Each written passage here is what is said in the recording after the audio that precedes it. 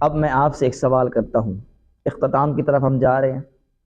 تو اب میں ایک آپ سے سوال کرتا ہوں، بتائیے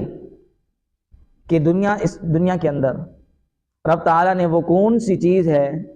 جس کو رب تعالیٰ نے پیدا فرمایا اور دنیا میں وہ سب سے زیادہ مضبوط اور سب سے زیادہ طاقتور ہے؟ وہ کون سی چیز ہے اس آسمان کے نیچے دنیا پر؟